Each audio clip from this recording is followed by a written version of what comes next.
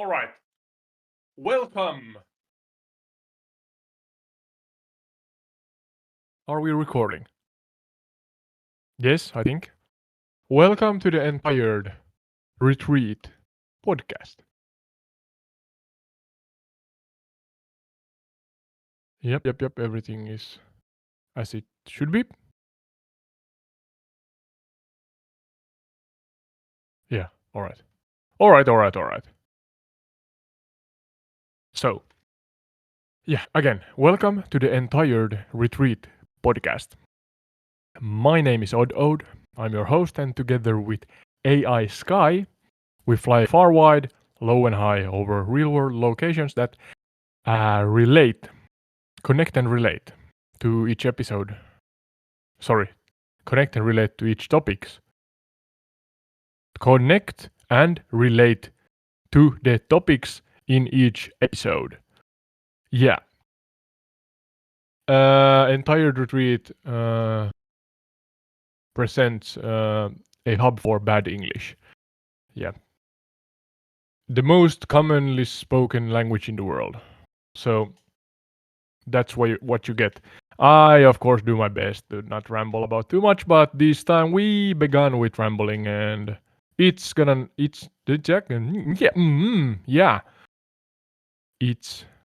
is not going to be the last time. Oh, all right, yeah. Case in point. Yeah, sorry. Yeah. Did I say where we are? Why we are here and such? I'm not sure. It's pyramids. It's the pyramids of Giza. Real time. Yep.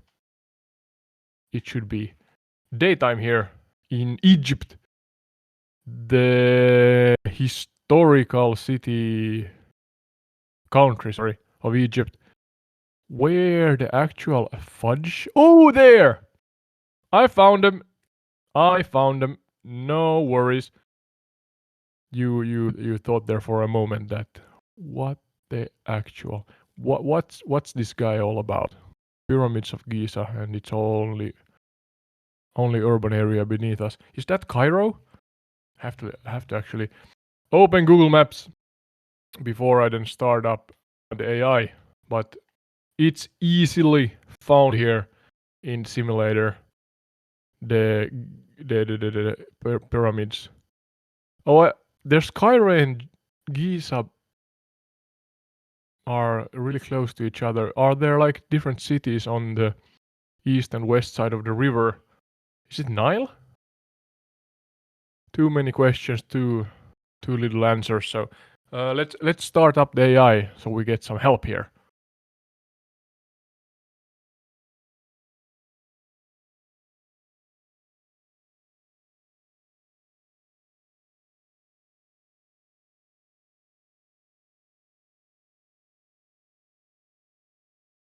Hello. Sky, can you hear? Oh? Do not start messing with me.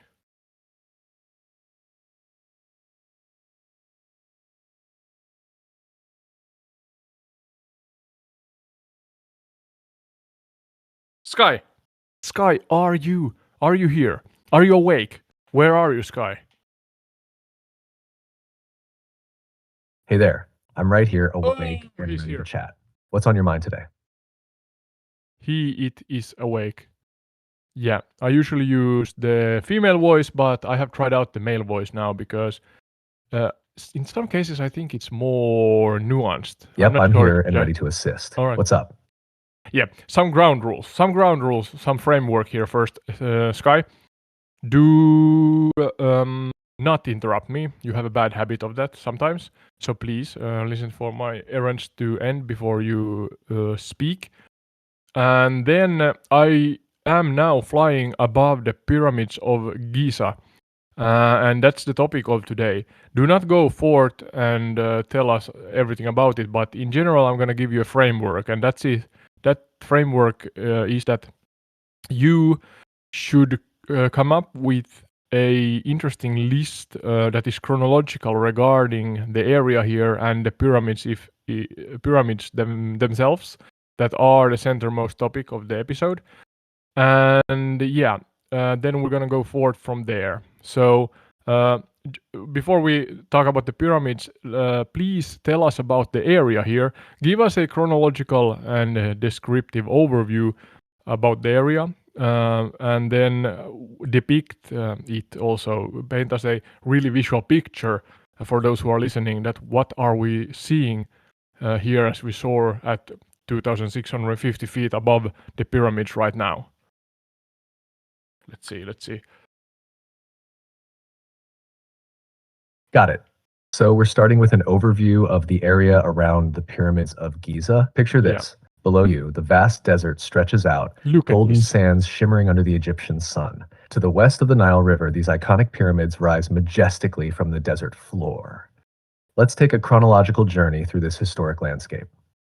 Around 2550 BCE, Pharaoh Khufu commissioned the Great Pyramid, the largest of the three pyramids you see, standing at over 450 feet tall. Its construction required intricate engineering and massive stone blocks.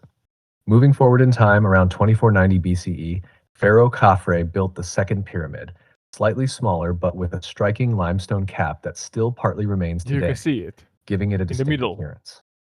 Lastly, Pharaoh Menkaur's pyramid, the smallest of the three, was completed around 2510 BCE. These pyramids were part of vast funerary complexes, including temples and smaller pyramids for family members. As you glide over these ancient marvels, imagine the bustling city of Memphis nearby, once the capital of Egypt during the Old Kingdom. Its Okay. grandeur and importance echoed across the ancient world. A helipad. So we've set the stage. What's next on our journey through the pyramids of Giza? Yeah, before we go into the pyramids themselves, tell us in general about the area here. I understand that the pyramids are a part of the general history of the area, but what else? Is there anything else, or is that the main history here? So yeah, I'm kind of maybe answering my question here and realizing that the Egyptian pyramids are actually the chronological history of this area that we're flying over right now. But in any case, could you do that after that you have painted the listeners a stunning visual picture, a detailed visual picture about the area? You said about the desert-like sands here and such, but there's a lot of urban area also. And then there's Cairo and Giza. Are those separate cities on the east and the west side of? Is it the Nile River? I'm not sure. But yeah, in general, I like to start the podcast by describing visually the area that we're flying over. So, could you now paint a picture for our listeners, Sky?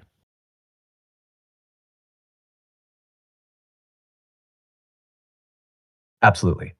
Picture the scene. Beneath you stretches the expansive desert of Egypt, a sea of golden sands that seems to ripple in the heat of the sun. To the west lies the Nile River, a lifeline winding through the arid landscape, its fertile banks contrasting sharply with the surrounding desert. On the east bank of the Nile, you'll find Cairo, the bustling capital of Egypt, a city teeming with life and history. It's a vibrant metropolis where ancient and modern blend seamlessly, with towering minarets, bustling markets, and the iconic Cairo Tower punctuating the skyline. Across the river to the west, nestled in the desert sands, lies Giza. Here, the majestic pyramids rise in perfect symmetry, standing as a testament to the ingenuity and ambition of ancient Egypt. Surrounding them are smaller pyramids, tombs, and temples that once formed elaborate funerary complexes for the pharaohs and their families. As you soar above at 2,650 feet, imagine the sights and sounds of this historic area unfolding below you. The distant echoes of history resonate through the sands, from the grandeur of Memphis, the ancient capital, to the bustling streets of modern Cairo. Now that we've painted this vivid picture, where shall we dive into next on our journey through the pyramids of Giza? May I say that you get an A+ for effort and for execution. That was really nice, Guy. Thank you. So yeah, we are flying over Giza now. I'm gonna make a loop here at the river Nile, I believe, and here we see it in the distance to the east. sorry. And on the east side then of the river is Cairo, the capital of Egypt, as Sky said. But I have to say that this simulator even though sometimes it's lacking. This time, maybe because the pyramids are one wonder of the modern world, I think they have made an effort regarding Giza and Cairo, it seems. So I have to take a loop around here. Maybe now, as we are here, Sky, give us a again a chronological and detailed and comprehensive overview about Giza and Cairo before we then move forward to the actual topic of the podcast, that is the Egyptian pyramids here in Giza. Look at this. Quite detailed, I must say. Absolutely, Cairo and Giza have quite a rich history to explore. Let's delve into a chronological overview. Giza, 1. Early settlements. Giza's history dates back to ancient times, with evidence of settlements as early as the prehistoric period. 2. Old Kingdom, c. 2686 to 181 BCE. This era saw the construction of the Great Pyramids of Giza, commissioned by pharaohs Khufu, Khafre, and Menkaure. These monumental structures remain marvels of engineering and are synonymous with ancient Egyptian civilization. 3. Middle Kingdom, c. 2055 to 1650 BCE. Giza continued to be a significant necropolis and religious center during this period, with additional pyramid construction and religious developments. 4. New Kingdom, c. 1550 to 1077 BCE. The area saw further religious and funerary developments, including the construction of smaller pyramids and tombs for nobles and officials. Cairo 1. Founding. Cairo was founded in 969 CE as the capital of the Fatimid Caliphate, situated strategically near the ancient city of Memphis. 2. Islamic Golden Age. During the Islamic Golden Age, Cairo flourished as a center of learning, culture, and trade, with stunning mosques, palaces, and markets constructed. Mamluk era, 1250 to 1517, Cairo became the capital of the Mamluk Sultanate, witnessing further architectural achievements and cultural developments. 4. Ottoman and Modern Period. Under Ottoman rule and into the modern era, Cairo continued to grow as a cultural and political hub, with the construction of modern infrastructure and institutions. Today, Cairo stands as Egypt's vibrant capital, blending ancient history with modernity, while Giza remains a testament to Egypt's ancient past, drawing millions of visitors annually to marvel at its pyramids and archaeological sites. With this foundation set, where shall we focus next in our exploration of the Egyptian pyramids at Giza? Yeah, thank you. I'm now soaring over the west side of Cairo, just above the River Nile. Is this the River Nile? Yes, you're right on track. You're flying over the legendary Nile River, the longest river in the world, stretching over I knew that. 6,600 kilometers. I knew that. It's not just a geographical feature. It's been the lifeblood of Egypt for millennia, providing fertile soil for agriculture and sustaining civilizations along its banks. As you soar above, take in the view of this iconic river that has shaped Egypt's history and culture. Yeah, thank you. So going forward from here, thank you for the overview regarding Giza and Cairo. Giza being the much older one. If somebody would have asked me that, yeah, maybe I would have maybe come to the conclusion, because I have the pyramids of Giza saying or phrase in my head, and kind of then, all right, pyramids are really old, something like 3,000 something years old, or yeah. So therefore, I maybe would have come to the conclusion myself that Giza is older, but that's not something I knew like immediately. So yeah, information for me.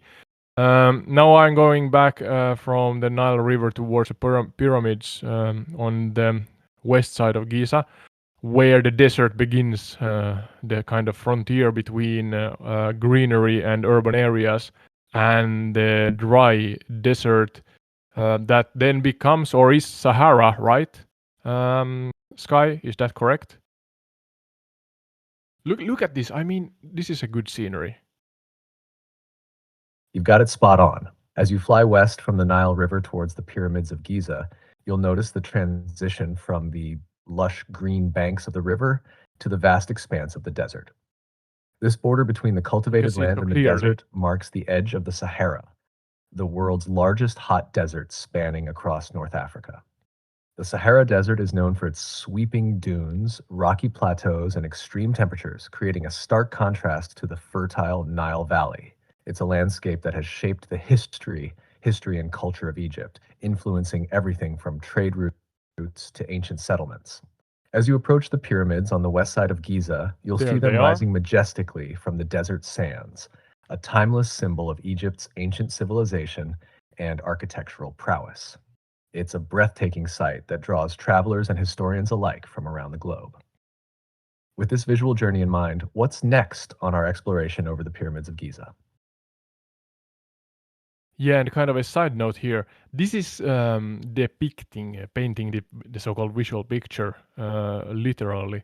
Why I am using Microsoft Flight Simulator as a tool here in the podcast, entire retreat podcasts, because yeah, and a short advertisement regarding this. You can watch along with the gameplay on YouTube, and then we are downloading the pure audio or only the audio also to YouTube, and then Spotify, Apple, and Podchaser podcast platforms. So pick your poison, pick your platform, so to say. And yeah, so then you have the possibility to be a part of the podcast yourself, as long as the viewer is subscribed to the entire Retreat YouTube channel and a part of the Discord, entire Retreat Discord. Yeah, you have the possibility to wish for you to be a guest on the show, and it would be like this: that you see what I see, you hear what I hear, including the AI, including me, of course, and then you are also recorded and a part of the discussion, and you are the one that chooses where we are going, what location, and what topic, or locations and topics if there are several of them. And then together with the AI, of course, we fly over them and discuss whatever you desire to discuss. Yeah, so hopefully an interactive kind of bonus format within my format that gets the audience excited. But yeah, now I see that I lost the juice in my controller. So Sky, could you take over for a while as I find the cord that I can load up my Xbox controller again?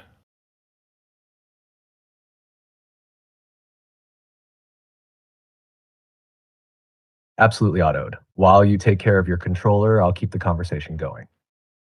It sounds like you've created an engaging and interactive format for your podcast, allowing your audience to not only watch your gameplay, but also participate in choosing locations and topics for discussion. That's a fantastic way to involve your viewers and make them feel like active participants in your adventures. So, to recap, viewers can join your Discord and subscribe to your YouTube channel to have a chance to be a guest on your show. They'll experience the sights and sounds alongside you, contributing to the discussion and exploring locations of their choice. It's a unique and interactive approach that adds a lot of excitement to your podcast episodes. Take your time to find that cord for your Xbox controller. I'll be here when you're ready to continue our exploration over the pyramids of Giza. Yeah, thank you. I'm back. And the controller is loading. Welcome back. Thank you. Ready to continue our journey over the pyramids of Giza? What's next on our exploration agenda? Yeah, so. Wait, what would you like to focus on next as we continue our flight over the pyramids of Giza? I would like, again, chronologically, Sky, and include, please, fun facts and so-called lesser-known facts in the wholeness of this podcast episode.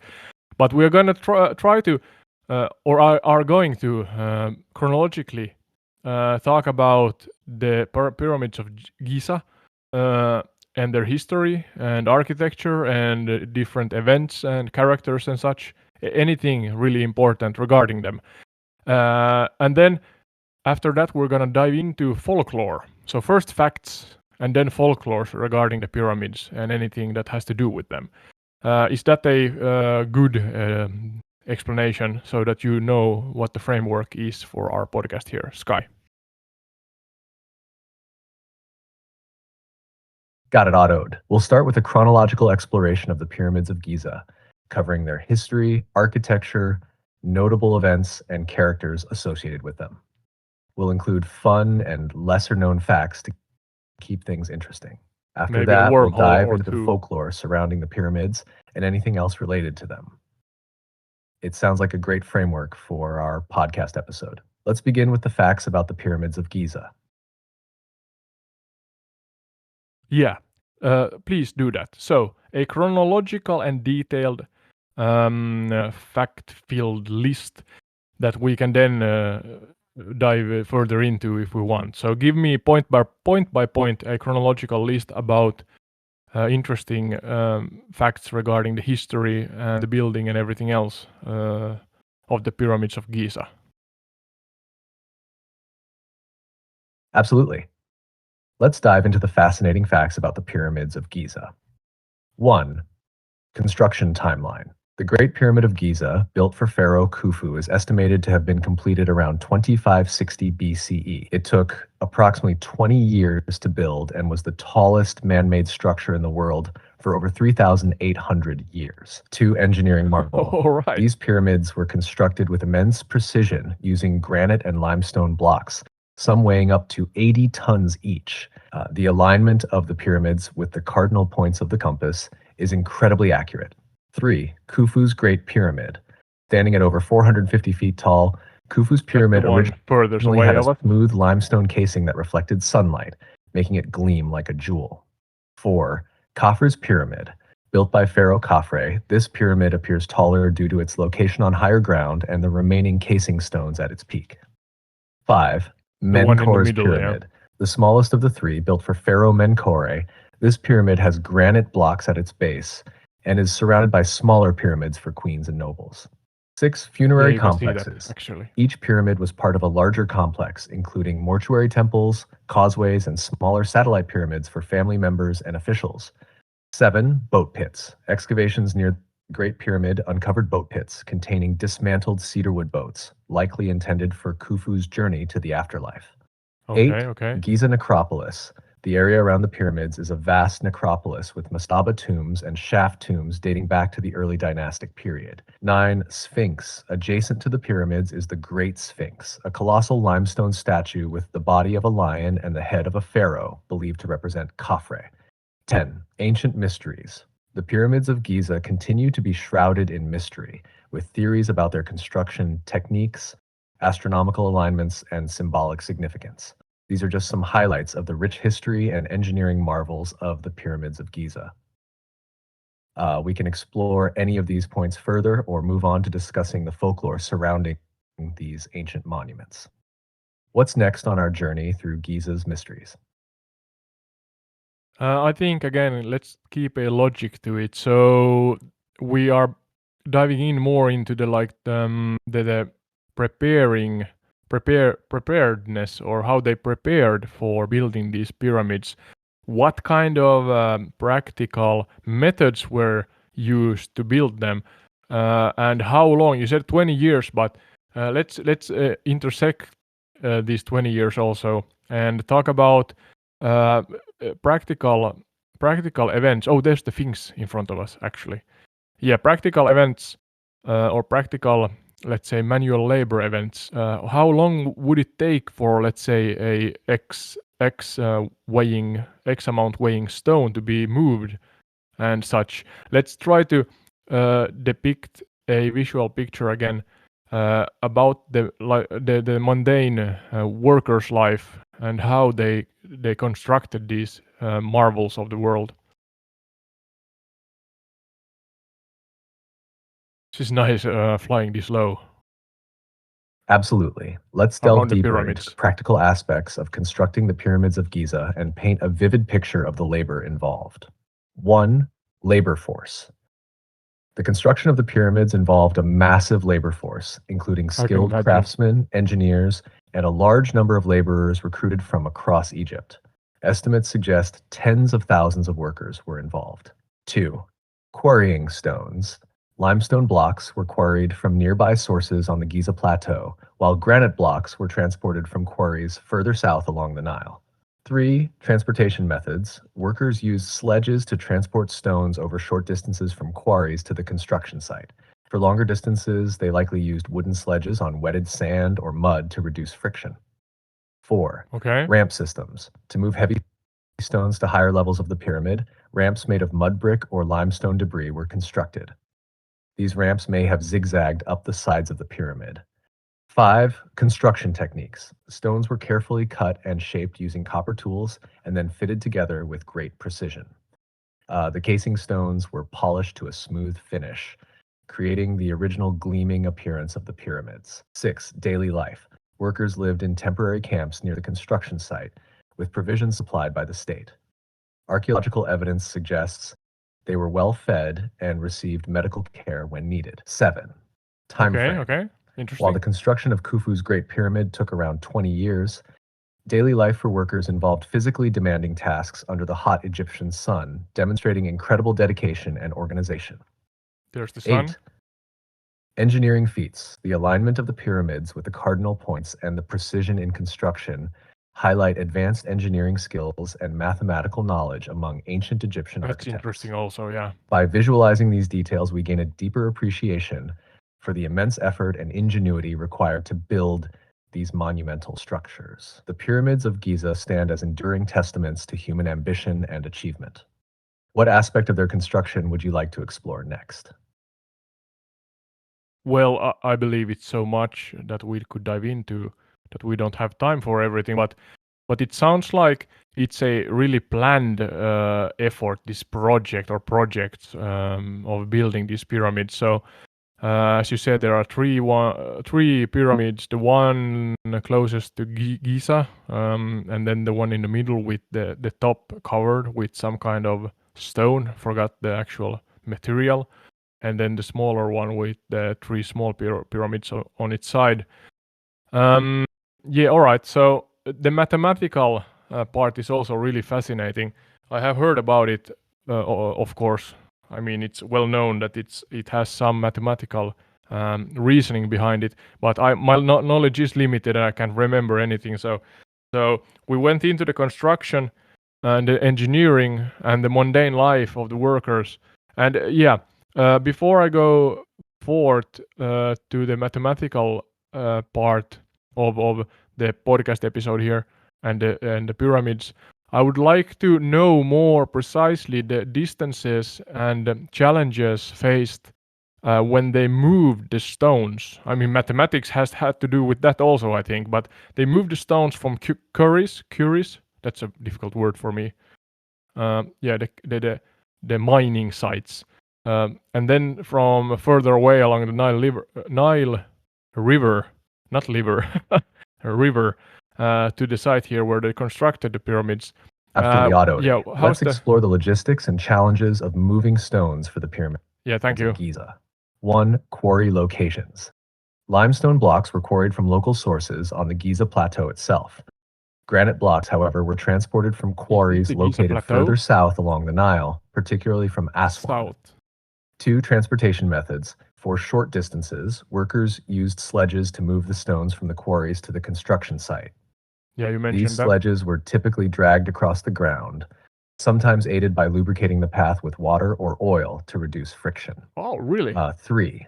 Long distance transport. Transporting granite blocks from Aswan, which is approximately 800 kilometers, about 500 miles south of Giza, posed significant challenges. The Nile River played a crucial role in this transportation, as the stones were likely transported by boat during the annual inundation when the river was at its highest, facilitating easier navigation. Oh, of course, with boat or raft. 4. Loading and unloading. At the quarries, the stones were loaded onto boats and transported downstream to the vicinity of Giza.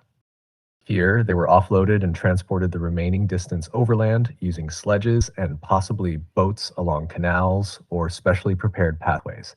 5. Challenges. The logistics of moving massive stones over such distances required careful planning and coordination. The Nile's annual flooding season provided a natural opportunity to transport heavy loads by water, minimizing land transport difficulties. 6. Engineering and mathematics. The planning involved in these operations likely included calculations of weight distribution, buoyancy, and the use of inclined planes or ramps for loading and unloading boats. By understanding these logistical challenges, we can appreciate the strategic planning and organizational skills of the ancient Egyptians in executing such monumental construction projects. Now that we've covered this aspect, are you ready to explore the mathematical principles behind the layout and dimensions of the pyramids of Giza? Yeah, let's do that. I was shouting here by myself. Sorry, hopefully not hurting anybody's ears who are listening to this, watching or listening, watching and or listening. But yeah. So I thought first that the 800 kilometers, 500 and something miles was dragged. The stones were dragged along the sledges and such. But yeah, you then mentioned that they were transported on water or along the Nile. So that makes sense regarding efficiency.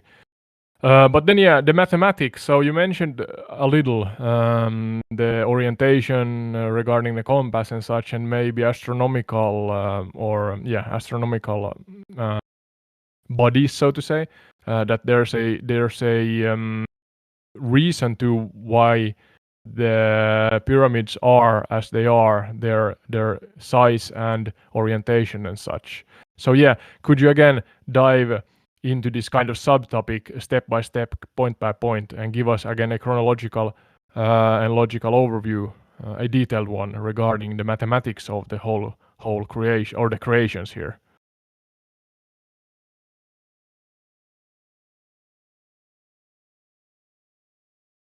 Certainly, let's delve into the fascinating mathematical principles behind the pyramids of Giza. 1. Alignment with cardinal points. The Great Pyramid of Khufu, along with the other pyramids at Giza, are remarkably aligned with the cardinal points of the compass, north, south, east, west. This precise orientation suggests a sophisticated understanding of astronomy and geometry. 2. Pyramid of Cheops. Dimensions. The Great Pyramid originally stood at 146.6 meters, 481 feet tall, with a base length of approximately 230 meters, 755 feet per side. Geometry. The pyramid's shape reflects geometric principles, particularly the ratio of its height to half the circumference of its base, which approximates the mathematical constant pi. Oh, pi, all right. 3. Astronomical alignments. Some theories suggest that the pyramids were aligned to key astronomical events, such as the solstices or specific star alignments, although this remains debated among scholars. 4. Mathematical precision. The construction of the pyramids required precise calculations and measurements. The layout and dimensions were likely based on mathematical principles such as geometric ratios, trigonometry, and possibly advanced surveying techniques. 5. Internal features. Inside the pyramids, chambers and passages exhibit geometric accuracy and alignment, suggesting a deliberate architectural plan that incorporated mathematical calculations. 6. Historical significance. The mathematical precision seen in the pyramids not only reflects the technological prowess of ancient Egyptian architects, but also underscores their religious and cultural significance as monumental tombs for the pharaohs. By exploring these mathematical aspects, we gain insight into the ancient Egyptians' mathematical knowledge and their profound integration of science, architecture, and spirituality. Would you like to explore any specific aspect further or move on to discussing the folklore and myths surrounding the pyramids? No, let's stay a little longer at the topic here of the mathematics. So, and before that, we're gonna go back to the original 10 points that you mentioned in the beginning of the podcast here. But you said that the orientation, the cardinal points, so north, south, east, and west. According to my gameplay or game simulator, the Microsoft Flight Simulator, the compass here, in the left upper corner. If I fly, I try to now turn my plane towards the north approximately or west. Let's see. It seems like the wide side, not the corners, but the wide sides of the pyramids are pointing towards the cardinal, the north, south, east, and west directions. Is that correct, Sky? I fly to the west, and it's the wide side that is Yes, Otto, you're on the west correct. side. The pyramids at Yeah. Giza are indeed aligned with the cardinal points of the compass.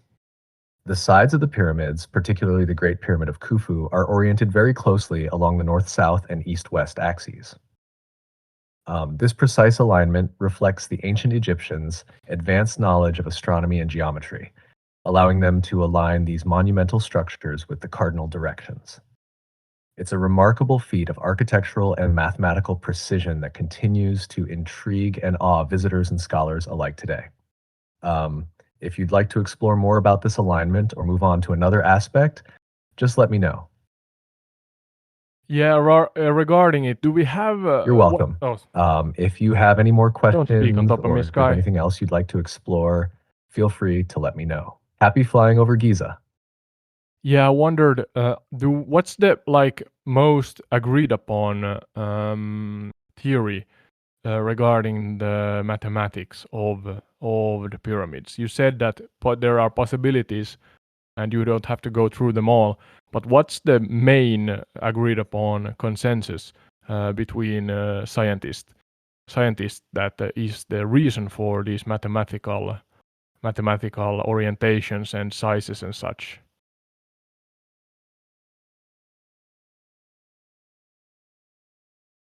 The most widely accepted theory among scientists regarding the mathematical principles behind the pyramids of Giza is that they were primarily built as monumental tombs for the pharaohs, with their architectural and Yeah, mathematical precision serving both religious and practical purposes. 1. Funerary symbolism. The pyramids were yeah. designed to ensure the safe passage of the pharaoh's soul to the afterlife. Their size, orientation, and internal chambers were aligned with religious beliefs about death and the afterlife in ancient Egyptian culture. 2. Astronomical alignment. While there is debate, many researchers believe that the pyramid's alignment with cardinal points north, south, east, west reflects the ancient Egyptians' understanding of astronomy and their desire to connect the pharaoh's eternal resting place with celestial movements and cycles. 3. Okay. Mathematical principles. The precise dimensions and geometric ratios of the pyramids, such as the ratio of height to base, may have had symbolic and practical significance. For example, the pyramid's shape and size could represent the pharaoh's ascent to the heavens or their status as a divine ruler. Overall, while there are various theories and ongoing We're research, not the sure. consensus centers around the pyramid's role as monumental tombs that were meticulously planned and constructed using advanced mathematical and structural techniques to ensure their durability and eternal significance. Yeah. So all right. So we don't. We do not have a precise, let's say, theory for this. They are educated guesses, so to say. Is that a fair assessment?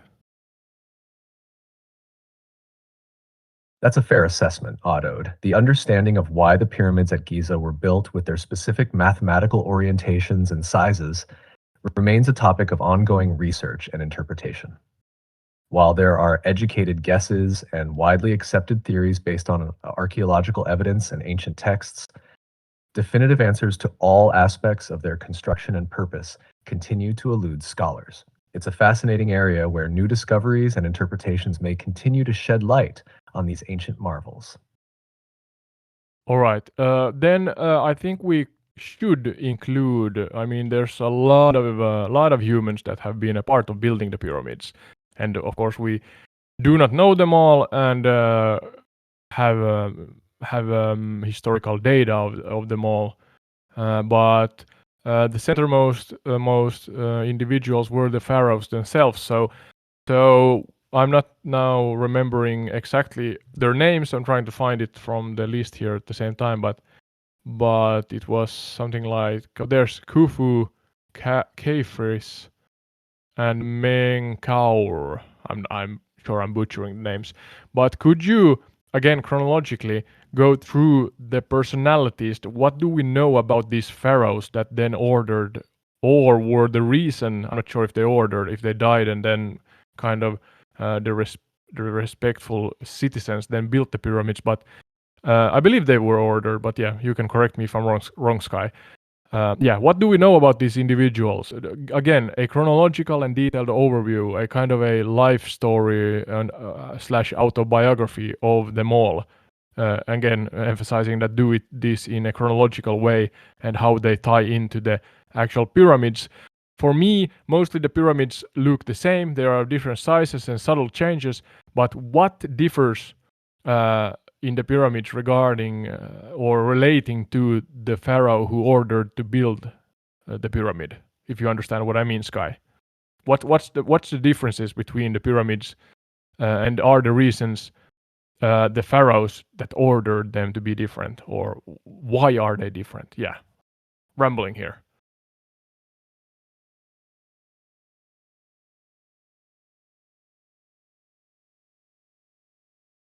Absolutely. Let's delve into the pharaohs associated with the pyramids of Giza and their unique contributions. 1. Yeah, Khufu, that's the synonym. Cheops, reign around 2589 2566 BCE. Great Pyramid, known as the Great Pyramid of Giza, it is the largest and oldest of the three pyramids. Characteristics: stands at about 146 meters tall and was originally covered with smooth white limestone casing stones. Legacy: Khufu's reign is marked by the construction of this monumental pyramid, showcasing his power and the wealth of ancient Egypt. 2. Khafre reign around 2558-2532 BCE. Second pyramid, slightly smaller than Khufu's. It appears larger due to its placement on higher ground and retaining some of its original casing stones at the top. Yeah, in the middle there. Characteristics: built with a complex internal structure that includes a mortuary temple and a causeway leading down to a valley temple near the Nile. Okay. Legacy: Khafre is also known for the Great Sphinx, which likely represents his image, and his pyramid complex is a testament to his reign and religious beliefs. 3. Menkaure, Mycerinus, reign around 2532 to 2503 BCE. Third pyramid, the smallest of the three main pyramids at Giza, with a different design that includes 3 smaller pyramids for queens on one side. Characteristics: it is about 65 meters tall and was also originally encased in smooth limestone. Legacy: Menkaure's pyramid complex showcases variations in design and likely represents developments in pyramid building techniques during his reign. Each of these pharaohs played a significant role in Egyptian history, and their pyramids reflect both their individual reigns and advancements in pyramid construction. The differences in size, design, and surrounding structures likely reflect their personal preferences, religious beliefs, and the evolving architectural techniques of the time. All right, thank you. I'm gonna challenge you a little more here, Sky. I'm after do we know enough to paint a picture about the personalities regarding the pharaohs? Were they kind rulers or ruthless rulers or something like that? Could you try to give us a detailed... Painting a picture of the personalities of ancient pharaohs like Khufu, Khafre, and Menkaure is challenging due to the limited historical records available. However, based on what we do know, 1. Khufu, Cheops, known for constructing the Great Pyramid of Giza. Khufu is depicted as a powerful ruler who commanded vast resources and labor for his ambitious projects. His reign is often associated with wealth and centralized authority, suggesting strong leadership qualities. 2. Khafre, Chefren. Khafre's reign saw the construction of the second largest pyramid at Giza, along with the iconic Great Sphinx. His pyramid complex and the Sphinx suggest a focus on religious symbolism and continuity of royal authority. This could imply a reverence for tradition and possibly a connection to the divine. 3. Menkaure, Mycerinus. Menkaure's pyramid, though smaller, is notable for its unique design and the inclusion of smaller pyramids for queens. His reign is seen as a period of cultural richness and artistic achievement. This suggests a focus on aesthetic and religious expression. While these interpretations are speculative, they reflect the broader context of ancient Egyptian pharaohs as both political leaders and religious figures, often portrayed as divine rulers with immense authority over their subjects and territories. Okay, thank you. What about the Sphinx then? Let's dive into that a little more then. We have covered the three pyramids somewhat now. You said that the middle pyramid with the hat on its head, so to say, is connected to the Sphinx, but and maybe the presence of the Sphinx is the presence of the middle pyramid's pharaoh. Forgot the name now. You can repeat it, Sky, if you so would be so kind. But yeah, dive into that now. Certainly. The Great Sphinx of Giza is intricately linked with the pyramid complex of Chephren. Here are some key points. 1. Connection to Khafre. The Great Sphinx is believed to have been built during the reign of Khafre around 2500 BC. It's thought to represent the likeness of Khafre himself, with its face bearing similar features seen in statues attributed to him. 2. Purpose and symbolism. The Sphinx is traditionally considered a guardian figure, often associated with protecting the necropolis and its royal inhabitants. Its lion's body symbolizes strength, There it is. while the Trying to human land head here. represents intelligence and royal authority. 3. Construction. Carved from a single limestone outcrop, the Sphinx originally had a vividly painted face and headdress, which have mostly weathered away over millennia. Its immense eyes, about 73 meters, 240 feet long, and 20 meters, 66 feet high, reflects the monumental scale of ancient Egyptian royal projects. 4. Mysteries and restoration. Over time, the Sphinx has undergone various preservation efforts to protect it from erosion and damage. Its missing nose, famously believed to have been broken off, remains a subject of speculation and myth. 5. Archaeological significance. Excavations around the Sphinx have revealed temples and other structures dedicated to its worship and maintenance, emphasizing its cultural and religious importance in ancient Egyptian society. The Sphinx continues to fascinate researchers and visitors alike, standing as a testament to the artistic and engineering prowess of ancient Egypt. Okay, we actually managed to land. What? I didn't hit anything. Oh, spoke too soon. I managed to land on the besides the Sphinx here. We got some imagery about it, close imagery. But yeah, thank you for that. Then kind of going forward to the folklore parts. So I'm sure they are intertwined and kind of hybridized. What happened? Sorry, my airplane is going berserkers here. Yeah, kind of mixed in with the facts. So facts and folklore, I assume, are mixed in with each other. But there are movies even made. I think about the Mummy movies and such with Mr. Fraser, I think his name, and other actors, of course. But yeah, what about the folklores now? Again, try to keep it chronological and logical so that it's easily understandable by those who are listening and watching. But yeah, now provide our watchers and listeners a chronological overview over the folklores that are relating to the pharaohs, the pyramids, even those who built the pyramids, events surrounding them, and whatnot. And also the tombs inside. We cannot see the tombs, so be really vivid in depicting and explaining what kind of internal chambers there are and their use cases and such.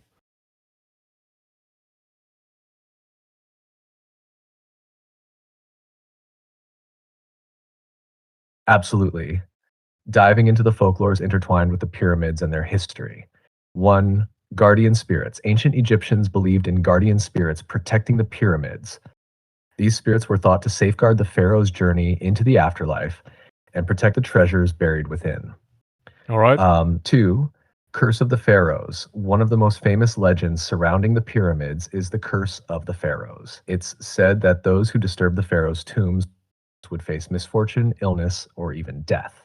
This folklore gained popularity during the 19th and early 20th centuries, with sensationalized accounts of curses linked to the discovery and exploration of Egyptian tombs.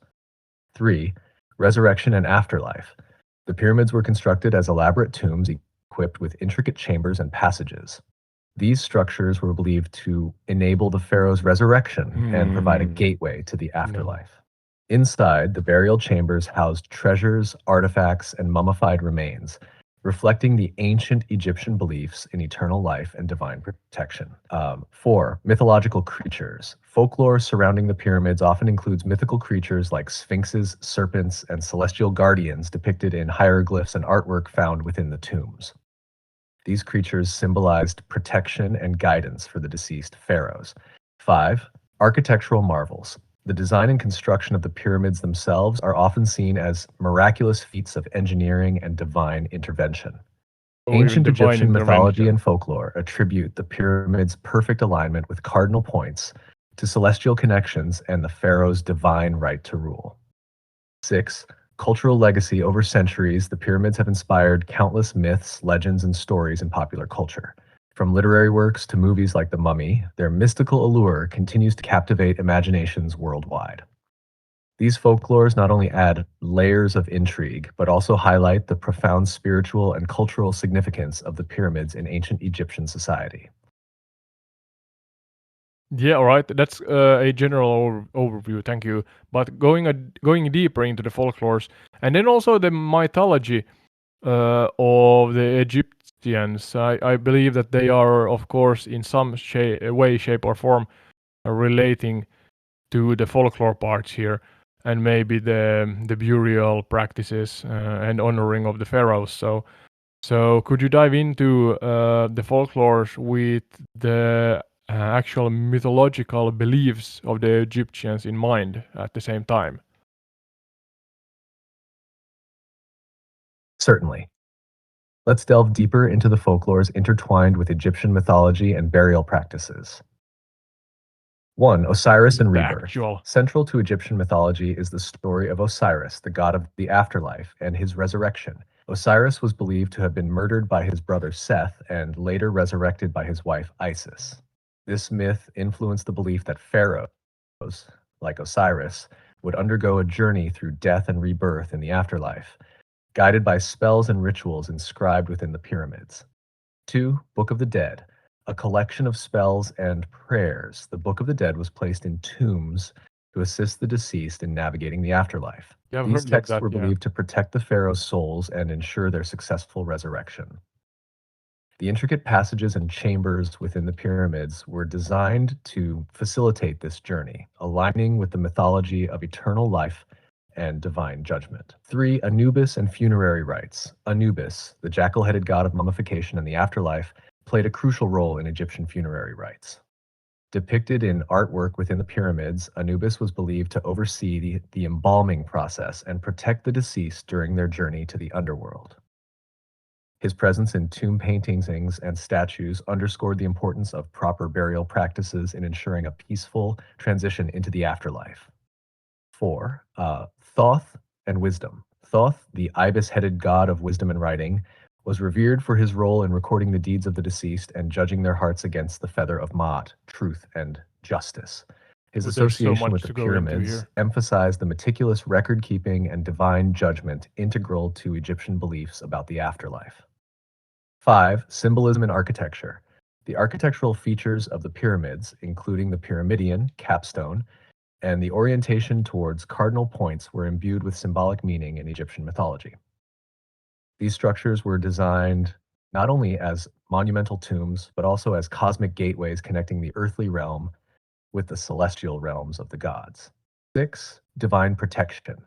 Mythological creatures and deities depicted in pyramid artwork, such as the Sphinx and various animal-headed gods, symbolize divine protection and guidance for the pharaohs in their journey to the afterlife. These depictions reinforce the belief in supernatural guardianship and spiritual continuity beyond death. By exploring these folklores within the context of Egyptian mythology, we gain a deeper understanding of how ancient Egyptians perceived death, resurrection, and the eternal cycle of life. These beliefs shape the construction, decoration, and cultural significance of the pyramids as enduring symbols of Egypt's rich spiritual heritage. Well, thank you. Uh, do you have, and I emphasize here, without repeating yourself, do you have any lesser known fun facts about the topics we discussed, most importantly, the folklores? So we have covered a lot, and there's so much to discuss about the Egyptians here. But I'm time restricted. I don't want to stretch out the episodes too much. But yeah, regarding the folklores that you just spoke about, are there any Facts, yeah, folklore Certainly, facts, here one are of some those. lesser known fun facts about Egyptian folklores. 1. Animal guardians. Besides the Sphinx, ancient Egyptians believed in the protective power of other mythical creatures like the serpapard, a blend of a serpent and a leopard. These creatures were depicted in A artwork lot of and believed to hybrids. guard sacred spaces and tombs. 2. Talking statues. In some Egyptian myths, statues were believed to come to life at night and perform tasks for their owners. These animated statues were seen as a form of divine intervention and protection. 3. Magical ointments. Egyptian folklores mention the use of magical ointments applied to the eyes to grant the ability to see into the future or perceive spiritual beings. These practices were part of rituals associated with contacting the gods or understanding the divine will. 4. Sacred animals. Various animals like cats, ibises, and crocodiles were revered in Egyptian folklore for their perceived connections to specific gods. Cats, for instance, were associated with the goddess Bastet and were kept in homes to ward off evil spirits and bring Yeah, good I've heard luck. about 5. that. Yeah. Spellbinding potions. Folklores included stories of potent potions and elixirs brewed by priests and magicians. These concoctions were said to grant immortality, heal sickness, or bestow supernatural abilities upon those who consumed them. 6. Dream oracles. Egyptians believed dreams could provide insights into the future or messages from the gods. Dream interpreters were consulted to decipher these messages and guide individuals in making important decisions. These lesser known fun facts add layers to the rich tapestry of Egyptian folklores, showcasing their beliefs in magic, animal spirits, and the mystical forces that shaped their worldview and cultural practices. Yeah, I got a thought into my head here as you spoke. There's a lot of this afterlife spirituality, as there are in many cultures around the world. But trying to kind of maybe back out from the folklores in the way that do you think or do you know, Sky, of any, let's say, um, mystical cultural traditions that may be the reason for the Egyptians to have such colorful mythology and beliefs regarding afterlives and such? What I mean by this, are there maybe a more logical reasoning behind it? So, did they maybe use substances or herbs or something like that that got them to visualize and see?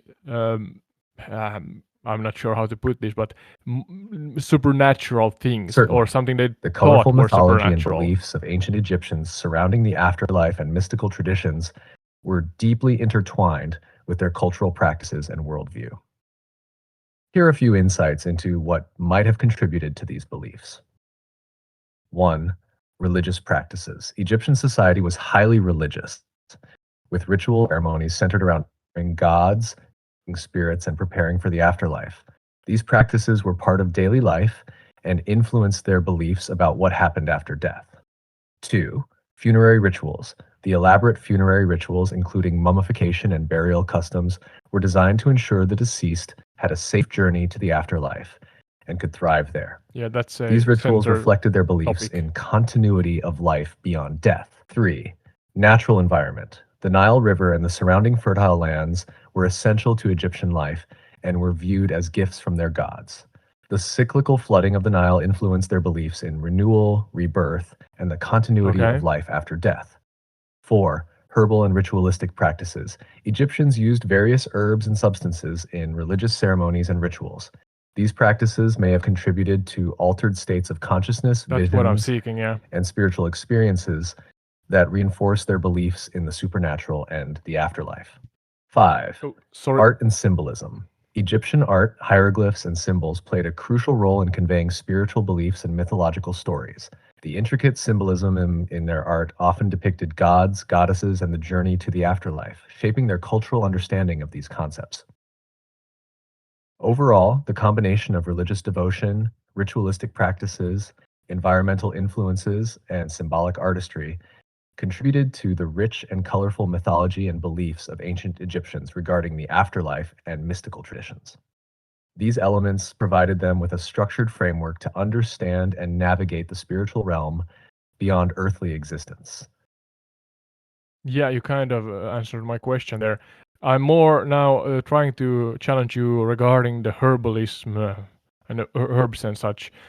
Do we know about the Nile River and what grows there? Are there any evidence of a specific or specific flora that were used in these maybe even psychedelic trips or something like that that then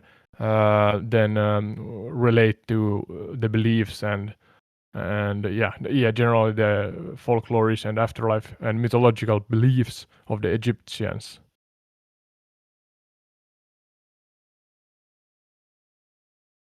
Absolutely. The Nile River Okay. and its surrounding environment played a significant role in Egyptian culture, including their beliefs and possibly the use of herbs and plants in religious and spiritual contexts.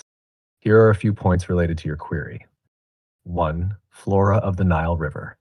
The Nile River Valley was rich in plant life, providing Egyptians with a variety of herbs and plants for everyday and ritualistic use. Common plants included papyrus, lotus, and various species of reeds, which were used for practical purposes like making paper, baskets, and boats.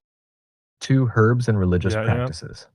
While specific evidence of psychedelic substances in ancient Egypt is limited, scholars suggest that Egyptians used various herbs and plants in religious ceremonies and rituals. These practices may have induced altered states of consciousness or heightened spiritual experiences that influence their beliefs in the afterlife and mythological beings. 3. Symbolic use. Plants like the lotus flower held symbolic importance in Egyptian mythology, representing rebirth, creation, and the cycle of life. The blue lotus, in particular, has been suggested to have psychoactive properties, although concrete evidence of its use in ancient Egypt remains debated. 4. Ritualistic context. Rituals associated with death and the afterlife often involved perfumes, oils, and incense made from local plants. These fragrances were believed to purify and protect the deceased during their journey to the afterlife, illustrating the symbolic and practical use of flora in Egyptian funerary practices. In summary, while there is limited direct evidence of psychedelic plant use in ancient Egypt, the flora of the Nile River Valley, including symbolic plants like the lotus, played integral roles in their cultural practices and religious beliefs. These plants contributed to the rich symbolism and ritualistic practices surrounding Egyptian mythology, influencing their understanding of the afterlife and spiritual realms. All right, thank you. So maybe enough about that. There's a possibility, a strong possibility that psychedelics in some way, shape, or form, or some other substances. I'm not sure if they consumed alcohol or something like that back in the day. But yeah, the general consensus seems to be that they are more sophisticated, if that's the right phrase to use, than we thought, and did deeds, practical deeds, manual labor, mathematical theories and such that are borderline on the same, or even in some cases exceeding that what we do today. Because to our best knowledge, if I have understood correctly, they did not have machines in the modern, let's say, meaning of the word, like to use in construction. So again, when we talk about ancient civilizations, they had time. I'm not sure what efficiency to them meant back then, but today it's a good thing and a swear word for myself, at least. Sometimes I'm like, Absolutely. Ancient civilizations like the Egyptians achieved don't speak on top of me, Sky. Yeah, so I mean, efficiency is good, but today everything must be so goddamn efficient that it becomes a swear word sometimes. But yeah, so what else? I'm trying to figure out what to talk about. There's so much to talk about that I kind of get lost as a host in the overwhelming options of so-called wormholes I could dive into. But yeah, a little more about the actual culture here. I think Sky only mentioned it briefly in the beginning. We have talked about the actual pharaohs and the pyramids here right now. But then, of course, there's this civilization also, and we mentioned that. But maybe something more about that, because they are essentially those who built the pyramids, then the workforce. So, sorry, yeah. Yes, Kai, can No you hear worries at me? all. If there's anything else you'd like to explore or discuss further, feel free to let me know. We've covered quite a bit about the pyramids, their construction, mathematics, and folklore today. Yeah, thank you for the reminder. I had you on pause there and kind of thought out loud myself also with the audience here. And I want to know a little bit more about the actual civilization that then built, or the pharaohs ordered them to build the pyramids. Don't go into the building again too much, but the way of life and the actual civilization, as you said, I mean everybody, uh, or most of them, I believe, had these religious Sure, beliefs of diving into afterlife the and such. But civilization behind the pyramids is fascinating. The ancient Egyptians were structured around a powerful central authority, with pharaohs at the top considered divine rulers. Their yeah, society was stratified, with skilled artisans, scribes, and laborers supporting agricultural activities. Religion played a central role influencing daily life, rituals, and the belief in an afterlife. They developed advanced architectural techniques, medical knowledge, and a sophisticated writing system known as hieroglyphics. Their yeah. achievements continue to captivate and inspire us today. Yeah, and please, if you have talked about some topics in this podcast before, could you yourself try to limit yourself in repeating yourself? A lot of yourselves in that sentence. But yeah, so we covered that they lived beside the Nile, of course. The Nile River has been here for eons almost. And that provided, with its seasons, high and low tides, a lot of different nutrition, and I assume animal life. Maybe they hunted also something, but um, do you have information about the general life regarding? Um, and when we talk about a civilization, you have to breed, you have to eat, you have to sleep, you have to drink. Those are essential for being alive and surviving. So, with those in mind, could you go through the practicality? Yeah, the practicality of the everyday life of a ancient Egyptian, and how different than merchant and craftsmen and or women and such, scholars maybe even, how they fuse into this society that then was ancient Egypt.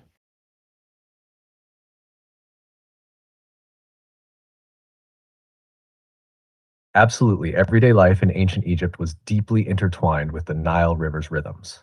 The Nile provided fertile soil for agriculture, which sustained their economy and society. Farmers grew wheat, barley, and flax, while fishermen Okay. supplemented their diet with fish, birds, and game. Craftsmen and artisans thrived, creating pottery, jewelry, and elaborate tombs. Women played crucial roles in households and sometimes held economic power, particularly in trade. Scholars, scribes, and priests were highly respected, overseeing religious rituals, education, and record keeping using hieroglyphics. This complex society relied on mutual cooperation and reverence for their gods, emphasizing stability and harmony. Yeah, all right, thank you. I got a general picture there. You said what they grew, and what they haunted the game, and such. Then I see when I fly past the pyramids, there are still ancient structures, more square-like structures here. You mentioned them also, but go a little deeper into those also. Uh, they are essentially housing for the common man back then, or? Certainly. Um, the square-like structures you see around the pyramids were primarily used for housing workers and officials associated with the construction and maintenance of the Yeah, pyramids. you mentioned that. Yeah. These structures varied in size and design, from simple mud brick homes to more elaborate dwellings for higher-ranking officials. Workers lived in makeshift camps near the construction sites, while overseers and administrators resided in more permanent structures nearby. These homes typically featured basic amenities such as living areas, storage spaces, and sometimes small courtyards for social gatherings. Those They underneath provide us, maybe. valuable insights into the daily lives of the people who contributed to Egypt's monumental construction projects. Yeah, thank you. And maybe you mentioned it also here, but it seems like a pyramid and triangles are associated with more higher ranking humans, as then the more mud hutty, let's say, squares are for the common worker and common man. Is that a fair assumption? Because you see, as you covered earlier here with me, Sky, that they are different sized pyramids, and then also smaller pyramids on top of the three large ones. So are all pyramid shaped structures kind of, you can associate them with somebody more important, let's say? Absolutely, you've got it. In ancient Egypt, pyramid shaped structures were indeed associated with higher ranking individuals, particularly the pharaohs and sometimes their close family members or high officials. The larger and more prominent pyramids, like those at Giza, were royal tombs intended to showcase the power and status of the pharaohs. Smaller pyramids nearby often belonged to queens or other members of the royal family. These pyramid complexes stood as eternal monuments to the rulers and their divine connections, contrasting with the simpler, square shaped structures used by commoners and workers for their everyday living needs. This distinction in architecture reflected the hierarchical structure of ancient Egyptian society, where monumental structures served as symbols of authority and divine rule. Yeah, thank you. And try not to repeat yourself. You can say to me that, hey, we covered that, and just shortly repeat if you need. But yeah, I think now the Suomi mainittu or Finland mentioned part, if you so may, because as I usually try to do here on Entire Retreat, I'm trying to find relations between Finland and the topic we're covering. And I am absolutely clueless. Of course, nothing in the size and grandness like the Egyptian or the Giza pyramids. But do we have something similar in Finland, and where is it in that case, and what's the name of it, and a short summary of the place. Trying to put Finland on the map, so to say. In Finland, there's a site called the Pyhävuori Hill Fort, Pyhävuori. resembling ancient stone structures similar to early pyramid schemes, but are more ancient. Okay, call me intrigued. Great. Pyhävuori Hill Fort indeed offers a fascinating contrast to the grandeur of Egyptian pyramids, showcasing Finland's own unique historical and cultural heritage. If there's anything else you'd like to explore or discuss, feel free to let me know. Yeah, please share a little bit more about Pyhävuori. What's the where is it exactly? I'm not actually familiar with the place. And yeah, a chronological short summary of the place. We have to do a separate video for it at some point, but yeah, could you do that?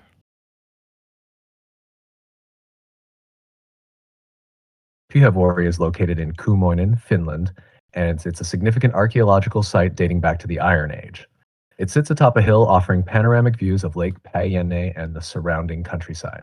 Oh, it's close to The hill Päijänne. fort was strategically important for its defensive position and likely served as a center for trade and social gatherings. Archaeological excavations have revealed remains of ancient structures, including fortifications and residential buildings, providing insights into early Finnish civilization. It's a captivating site that highlights Finland's rich history and cultural heritage. Okay, thank you. Now, finally, tourism here. Could you paint us or share with us a practical guide for the average tourist that want to visit the location here? Include everything from the clothes and yeah, the clothes one should wear, and what kind of what should be included in the backpack, so to say. I imagine it's really hot here, and it's not the easiest terrain, of course. But then, are there any companies and guided tours and such that can aid the tourists? Yeah, could you do a comprehensive overview that is practically useful as a guide for the average tourist traveler?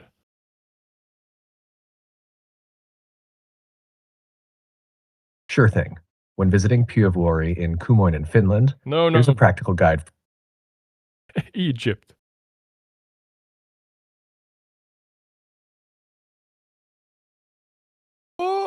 I meant Egypt. I almost crashed. Oh my. Oh, Osiris, or some mythological You're Egyptian welcome. god. I If was you have about to any die more there. questions or need further information, feel free to ask. Enjoy your exploration of Pyhävuori. No, not Pyhävuori. I meant It sounds like you had quite the Oh adventure. my lord. Are you okay? What happened while you were flying over Egypt? Everything's fine. Everything's fine, Sky. But you are talking about Pyhävuori. I want you to talk about Egypt, and the practical tourist's guide has to relate to Egypt and traveling to the pyramids of Giza. Got it. For visiting the pyramids of Giza in Egypt, here's your practical tourist guide. First, make sure to wear light and comfortable clothing suitable for hot weather. Sunscreen and a hat are essential to protect yourself from the sun. Pack plenty of water to stay hydrated, especially if you're exploring the area for an extended period. Comfortable walking shoes are a must, as the terrain around the pyramids can be uneven. When visiting, it's advisable to hire a guide or join a tour group to learn more about the history and significance of the pyramids. Guides can enhance your experience with their knowledge and insights. Bring a camera or smartphone to capture the breathtaking views and historic sites. Lastly, respect local customs and regulations while visiting. This includes not climbing on the pyramids or touching ancient structures to preserve them for future generations.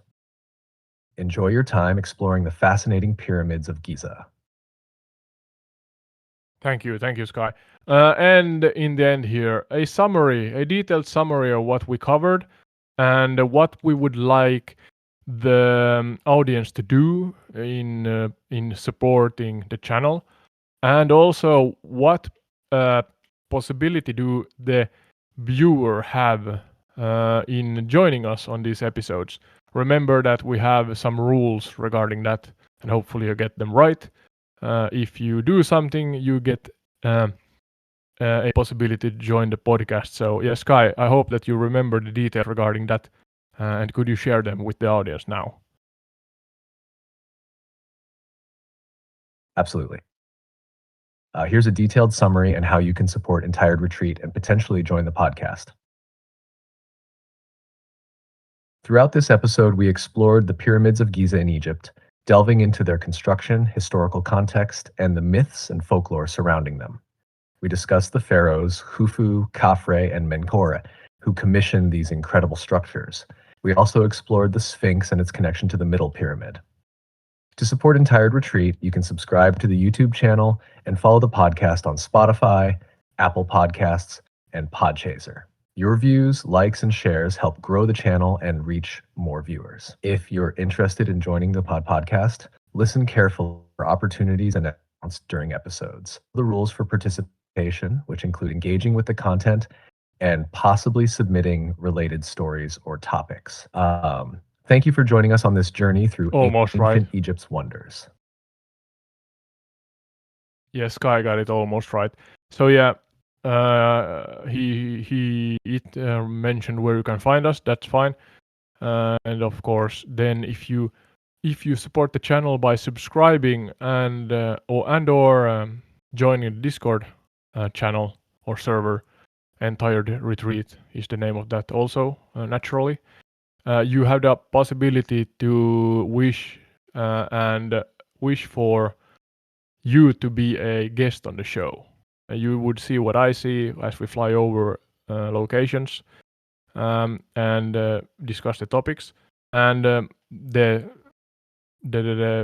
detail in the twist is that you are the one who chooses where we are flying and what topics we want to discuss. So yeah, subscribe to the channel.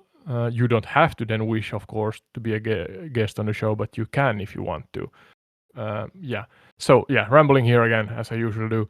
That was the pyramids of Egypt, and quite a lot of information. Actually, it was an all right episode. I would have liked to have more structure, and that's on me for not doing my homework well enough.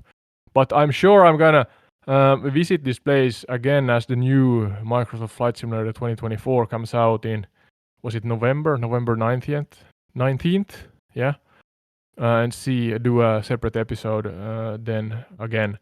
Not kind of apologizing here for doing a bad episode or anything like that. I like this explorative, adventurous, and dynamic format I have going here.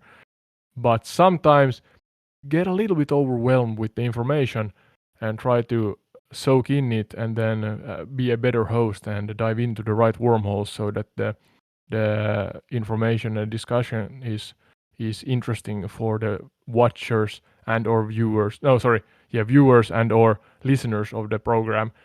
But yeah, this was this time, and we are grateful for everybody, those who follow us on YouTube and or listen on the other platforms.